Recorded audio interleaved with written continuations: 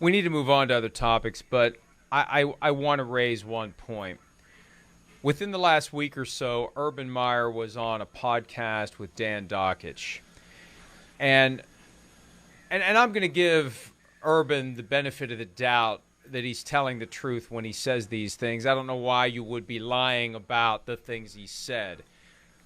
The picture that he painted of himself, his mindset, his attitude as it relates to the NFL, was of someone who was completely clueless as to the inherent differences between college football and professional football.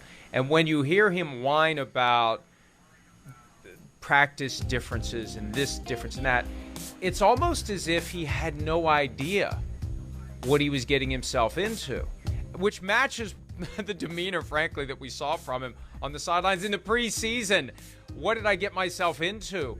And Peter, I raise it not because it's a stunning lack of self-awareness or curiosity by Urban Meyer to realize that this is a very different sort of football. And how do you not know that? How do you not know that if you're Urban Meyer? What troubles me, and this gets back to a theme that has kind of taken over the week, and I'm sorry it's anti-oligarch week here on PFT. How does Shad Khan, what processes are they using when they interview coaches that Shad Khan did not ask questions that would flesh out the kind of answers that would get him to say, holy crap, this guy doesn't know anything about the NFL and how the NFL works? Because I think that's full of crap. I just do. And Mike, nothing, I don't really know Urban Meyer. I've talked to him a few times, and I had a fine relationship with him, professional. He knew. What do you think he was doing talking to Jimmy Johnson, 100 times before he took this job? He knew. And to say he doesn't know is ridiculous. And it's, he should just take the loss. He should just take the loss. Yep. He should just say, hey, listen, I made a mistake in not flying back with my team from Cincinnati to Jacksonville, and instead going and then I gave two explanations for what happened at the bar in Columbus, the first of which was wholly innocent, and the second of which was more real. Well, how do you really trust a guy like that? He just, and again, at that time, I didn't know the sort of the depths and the entirety of the problems that he had in Jacksonville. But honestly, I think he is rewriting history. I think he had to know how practice was. Look, Mike, everybody who takes a job in the NFL knows that you don't have an off season like you had 20 years ago. It's a very limited off season, so you got to make every minute count, and you got to make every minute of practice time count during the season. And for him to be moaning about, in college I could practice it, whatever he said, 10 or 12 times, and in the pros, biggest play of the game, and we might only practice it twice. That's life. You got to rely on your players. And you know what? If you think it's going to be the biggest play of your game, then practice it 10 times during the week. And, it's funny. I mean, if you're relying on Jimmy Johnson, you're getting a different perspective on how the NFL works because he hasn't coached for roughly 20 years. So he hasn't had to thrive in this era of more limited reps. But I'll flip it around then. Assuming that he was lying about that this is just his way of coming up with a clunky justification for why it didn't work, and it was just he's so arrogant that he thinks he can bend reality in his favor just by showing up and saying, hey, I'm Urban Meyer. This is going to work just because I'm Urban Meyer. I kind of like to think that Shad Khan would have picked up on that vibe alternatively when he interviewed but you know this what, guy. Mike? But he had to have him. He decided he had to have him. This gets back to the fundamental problem. Yes.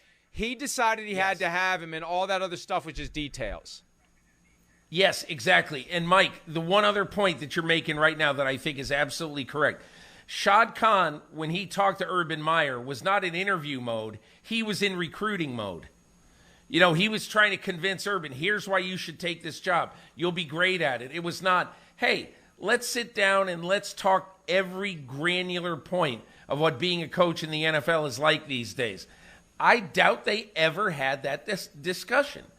And so to me, I think there should be a chapter for owners, presidents, GMs on interviewing famous candidates. Like, I love the fact that Jim Harbaugh thought he was going to Minnesota to get the job, to be handed the crown. And they said, whoa, wait a minute. We need to see everything about how you will handle this job. And we need to go through an entire day of the same exercises we went through with Patrick Graham yesterday. The mock press conference, to this. And the fact that, and again, I don't know what happened. You don't know what happened. Whether Jim Harbaugh thought he was beneath that or he was beyond that, I don't know. But that right there tells you something. If he's going to be a perfect guy for this organization, they can't have an imperious coach who's not going to listen to the new general manager or the team hierarchy. They need to have a team. And again, as I say, I don't know what happened. But the fact that Jim Harbaugh thought he was flying to Minnesota to be, to be handed the crown, I think leads you to believe that he felt something that that the team didn't feel, and so they're probably better off not having hired him. And I think that what you're saying has a lot of truth to it. Harbaugh believed that the job was his, that he didn't have to sell them, and he was already sold on them. Right.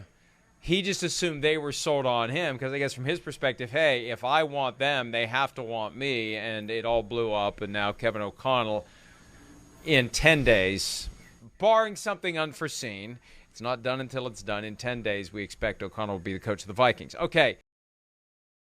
Hi, I'm Mike Tirico, and thanks for watching. Make sure to hit subscribe for the latest news and highlights from NBC Sports.